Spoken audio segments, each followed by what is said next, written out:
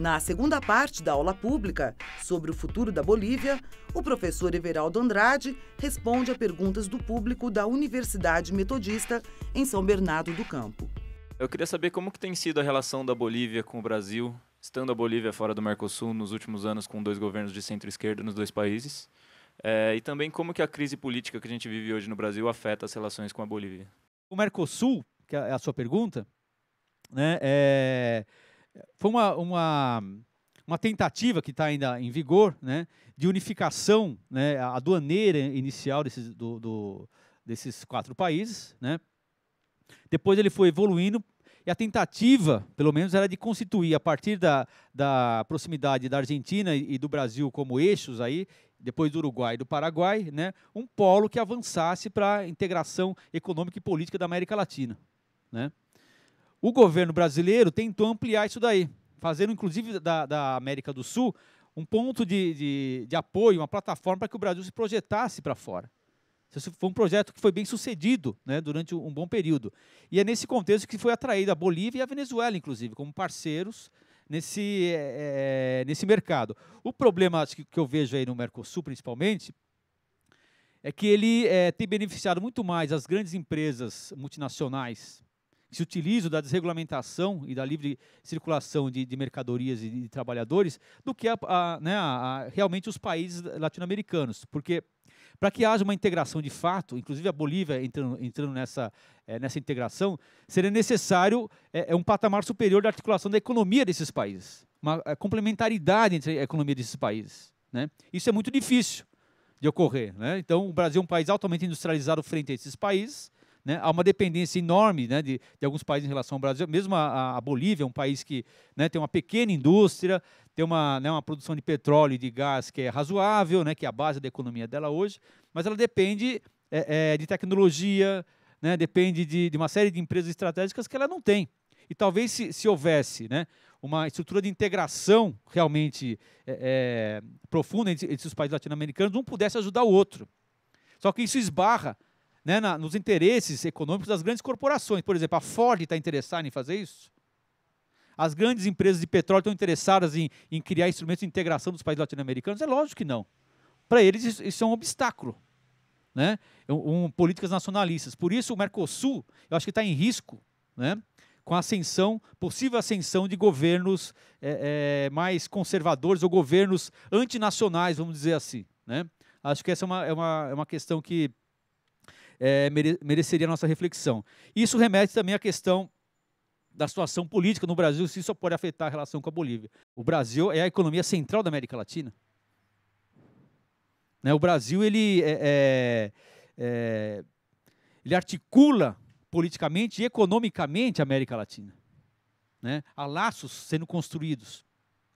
E a política que o governo brasileiro veio desenvolvendo de 2002 para cá foi de reforçar os laços políticos e econômicos com esses países. Uma série de governos conservadores ou de políticos conservadores que querem quebrar essas políticas nacionalistas. E, evidentemente, um governo conservador no Brasil, ele vai afetar as relações políticas com todos esses outros governos. E o governo boliviano, que vem, né, desenvolvendo, como o início a gente falou, uma série de políticas de defesa da nação, de investimento de recursos naturais, de empresas no próprio país, de recursos obtidos pela exploração de gás e petróleo no próprio país, ele vai ser muito mais pressionado e não vai ter um parceiro, um amigo para se apoiar, né? Então, a mudança no Brasil é a mudança na América Latina. Eu questiono se há uma onda conservadora ou se há um impressionismo com isso. Porque há muita propaganda de que há uma onda conservadora, de que os governos estão mudando, de que a população está mudando. Conservadora como? Né? Há muito mais um esforço das forças conservadoras para desestabilizar os governos democráticos e nacionalistas da América Latina. Há um investimento político, há uma propaganda política, há investimentos de fora para que os governos que tenham políticas populares, nacionalistas, etc., sejam desestabilizados. E há diferentes maneiras de desestabilizar governos democraticamente eleitos. Não é só pela via militar.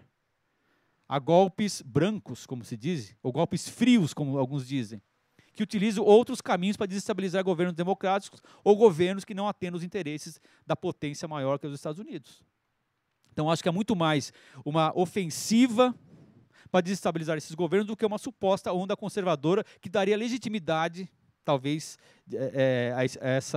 a essas políticas desestabilizadoras. Traçando um paralelo com o Brasil, eu gostaria de saber se, com as possíveis mudanças econômicas que estão por vir, há possibilidade do surgimento de um líder político como o Evo aqui no Brasil e o que esse possível líder deveria fazer para atrair a classe média do nosso país. É difícil dizer ou especular sobre o surgimento de um líder como Evo Morales aqui no Brasil.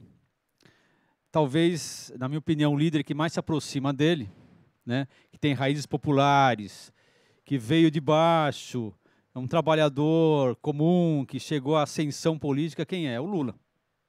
Que teve um partido, você pode concordar ou não com ele, ser simpático ou não, mas do ponto de vista do perfil político, das raízes e da capacidade de aglutinar uma grande massa de militantes e formar um partido de massas, o Lula e o Evo Morales têm grande proximidade.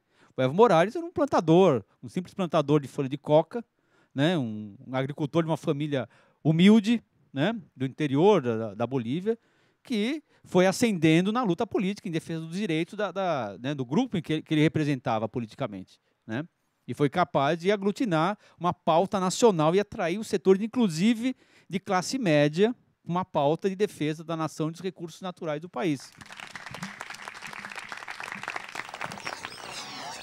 Um tema muito importante é refletir sobre a questão da América Latina como, enquanto integração latino-americana dos governos de centro-esquerda. Eu gostei da aula, uma aula interessante sobre a política e as relações políticas da América Latina, principalmente a Bolívia, Brasil, Argentina, né, e a imensa recuperação, né, a grande recuperação da economia boliviana.